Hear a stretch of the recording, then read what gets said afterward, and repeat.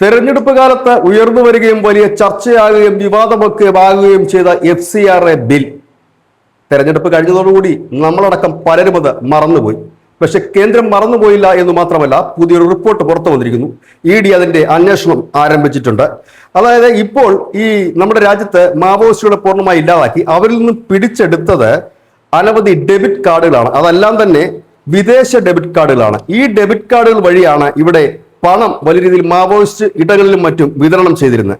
ആഗോള ക്രൈസ്തവ സഭകളാണ് ഇത്തരത്തിലുള്ള ഡെബിറ്റ് കാർഡുകൾ ഇവിടെ വിതരണം ചെയ്ത് ഇത്തരത്തിൽ പണം വിതരണം ചെയ്തിരിക്കുന്നത്. 25 ഡെബിറ്റ് കാർഡുകളും 40 ലക്ഷം രൂപയും ഈ മാവോയിസ്റ്റ് കേന്ദ്രങ്ങളിൽ നിന്നും ED പിടിച്ചെടുത്തിരുന്നു. മറ്റു രേഖകളും ED കണ്ടെത്തിയിട്ടുണ്ട്. ദി തിമോത്തി ഇനിഷ്യേറ്റീവ് എന്ന ഒരു സംഘടന വഴിയാണ് ഈ പണം ഇവിടെ എത്തിയിരിക്കുന്നത്. US ട്രൂയിസ്റ്റ് ബാങ്ക് എന്ന് പറയുന്ന ബാങ്കിന്റെ ഡെബിറ്റ് കാർഡാണ് വ്യാപകമായി തന്നെ ഉപയോഗിച്ചിരിക്കുന്നത്.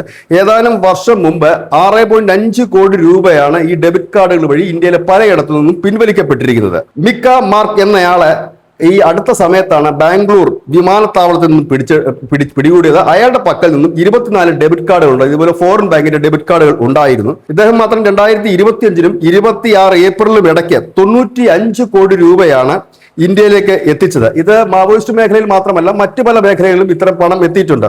അതിന്റെ അന്വേഷണം തുടരുകയാണ്. ഈ അന്വേഷണം പലരിലേക്കും എത്തി നിൽക്കും എന്നൊരു ഭയം ഇപ്പോൾ വല്ലാത്ത രീതിയിൽ പടർന്ന് പന്തലിച്ചിട്ടുണ്ട്. അതായത് വിദേശത്തു നിന്ന് മറ്റ് പല ഈ രാജ്യവിരുദ്ധ പ്രവർത്തനങ്ങൾക്കും ഒപ്പം തന്നെ മാവോയിസ്റ്റ് പ്രവർത്തനങ്ങൾക്കുമായിട്ട് വിദേശ ബാങ്കുകളുടെ ഡെബിറ്റ് കാർഡുകൾ ഇവിടെ കൊണ്ടുവന്ന് വിതരണം ചെയ്ത് അതുവഴി പണം ഓൺലൈനായി പിൻവലിപ്പിക്കുന്ന ഒരു രീതിയായിരുന്നു.